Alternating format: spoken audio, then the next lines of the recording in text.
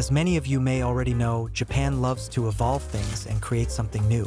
Millefeuille was originally a French pastry, but in Japan, even the millefeuille transformed into a new dessert called mille crepe by layering crepes like a pastry. Today, I want to show you two dishes that were inspired by the name millefeuille. Uncle M's kitchen in Japan. The first one is the Japanese Millefeuille Hotpot. Here are the ingredients: pork belly, Napa cabbage, enoki mushrooms, shimeji mushrooms, shiitake mushrooms. For aromatics, we have green onion and ginger, and the seasonings are soy sauce, hondasher, salt, and some fresh ginger. Let's start with the prep. Begin by peeling off each cabbage leaf one by one.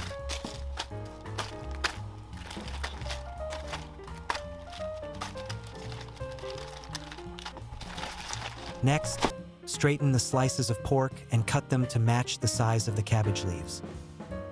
This dish has a great balance of meat and cabbage, and it's perfect for cold winter days. One of the reasons it tastes so good despite being simple is the synergy of flavors.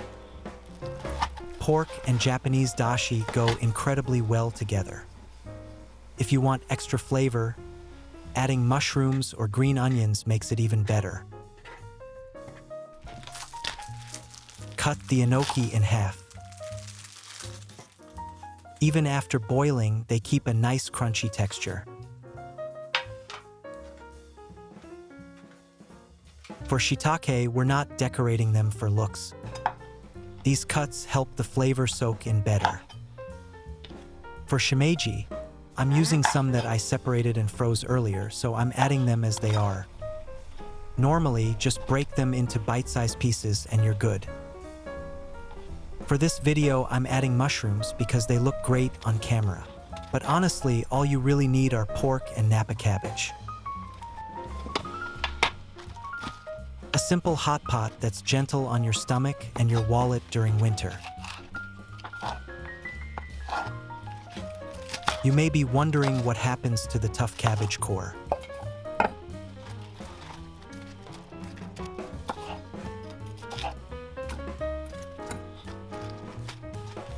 Well, in a Japanese home where we hate food waste, of course we don't throw it away. If you're curious, keep watching until the end. I personally like using just the leafy part because I enjoy the texture. But you can definitely use the core too. Cut the cabbage into easy-to-eat pieces and start layering the pork one sheet at a time. You just keep repeating this.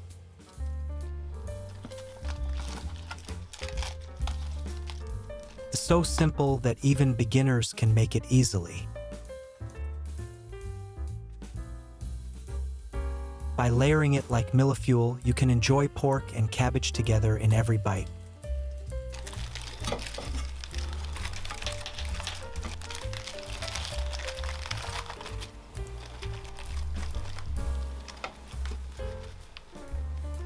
You get great balance and great flavor no matter where you scoop from. Once you're done, arrange everything in the pot in a circular pattern.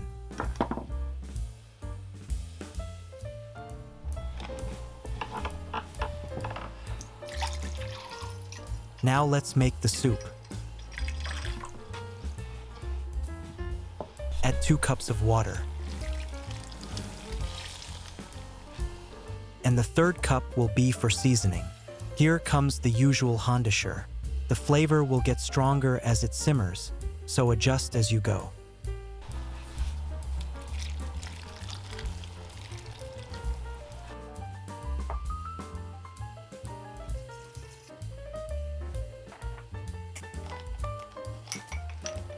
In the measuring cup, add 1 tablespoon of hondasher,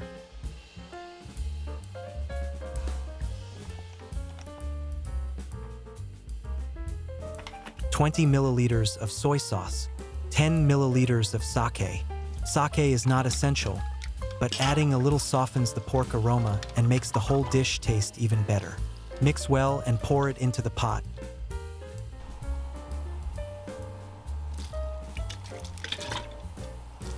turn on the heat.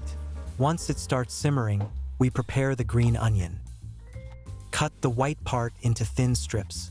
I tried using a cheap slicer from the 100 yen shop, but I think the knife works better for me. About 8 centimeters long is a nice size. Cut the whole stalk the same way. The green part adds color, so chop it finely and put it into the pot.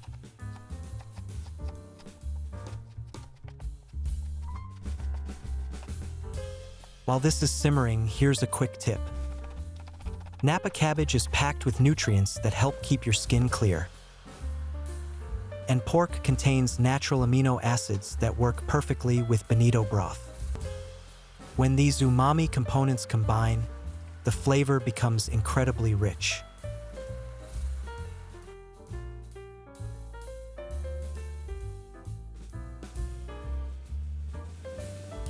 For the final touch, add 2 pinches of salt. Grate fresh ginger over the whole pot and put the lid on. My lid is a bit small and falls inside the pot, but don't worry about it.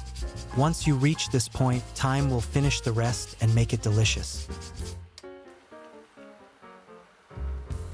If you like this video, please support me with a subscribe, thumbs up, share, and comment. Next up is the Millefeuille Katsu, a new type of Tonkatsu. Here are the ingredients: pork slices, panko breadcrumbs, cheese, shiso leaves, basil, egg.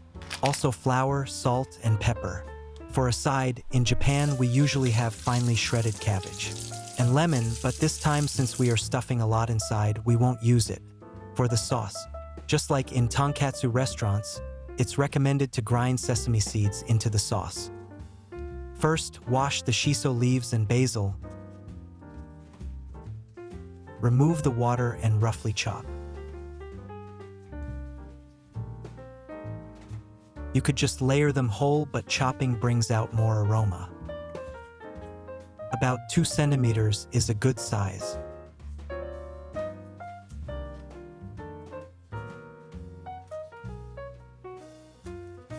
Next, layer the pork slices.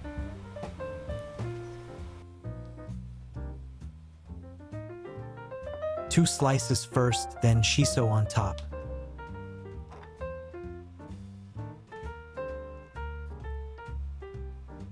Then 2 more slices of pork. If your meat is thicker than in Japan, you can just use 1 slice instead of 2.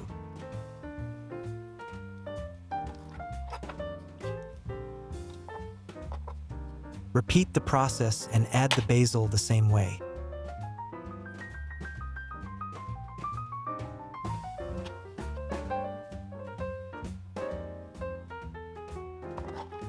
For cheese, I recommend mozzarella.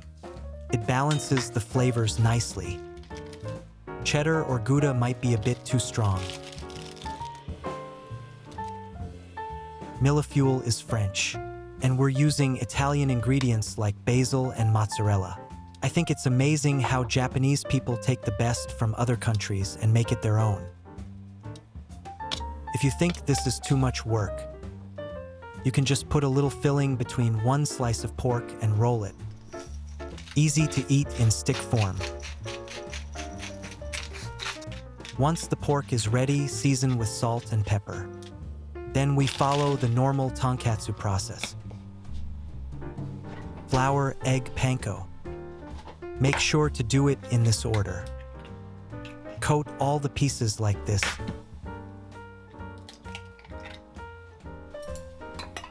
When you're coating ingredients like this, keep one hand for dry ingredients and the other for wet ingredients. It keeps your hands clean and makes the whole process easier. Little habits like this really help when making fried dishes.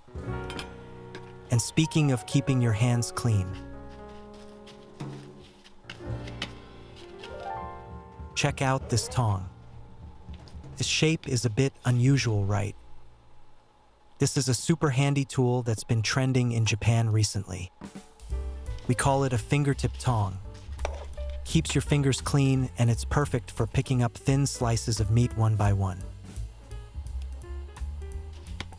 In many countries, you cook meat in bigger pieces, so this tool might not be as common. While the coating is done, heat the oil. We'll prepare the shredded cabbage while waiting. When I was little, I admired adults who could shred cabbage quickly. Now I can do it fast and neatly.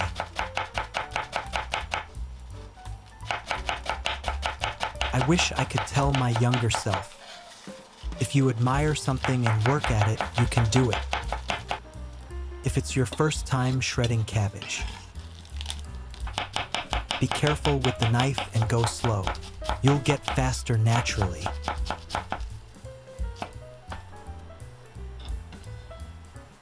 The oil is ready.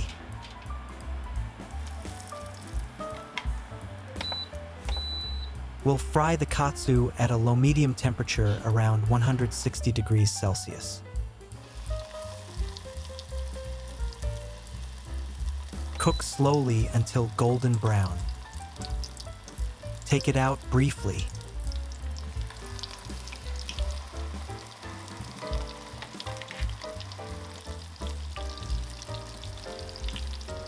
Did you notice the sound changes as the water leaves the meat?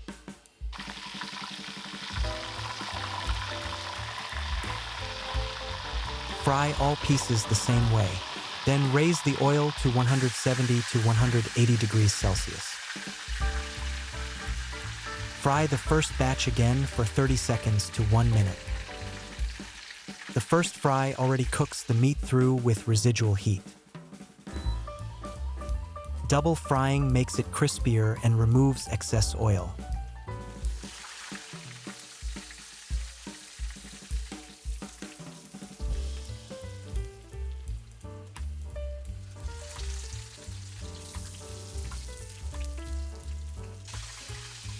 Now let's plate. Pile shredded cabbage on the plate.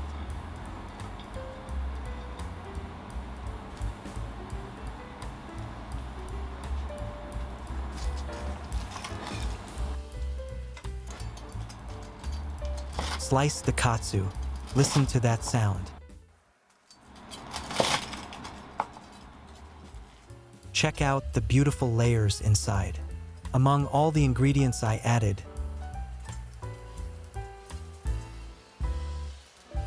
by the way, in my previous okonomiyaki video, the final cut data actually got corrupted. About 90% of my editing disappeared, so I ended up uploading the test export I had saved. I really wanted to keep my regular upload schedule, so you probably noticed some audio issues and a few parts that were a bit hard to watch.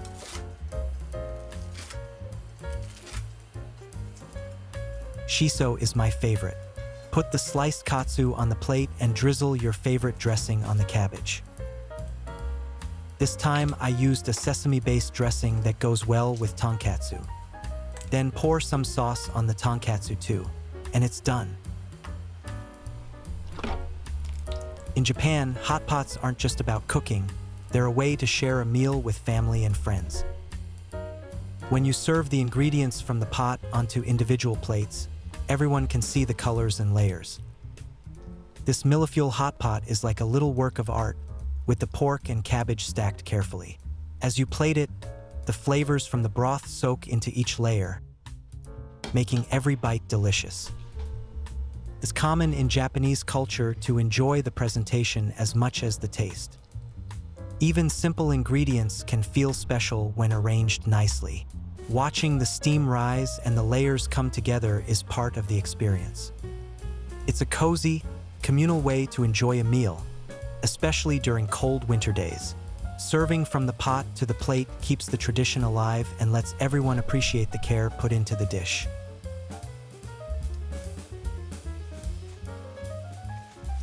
Wait, are you wondering about the leftover cabbage core? Don't worry, let's make a simple dish with it. Cut the remaining leaves and core into bite-sized pieces.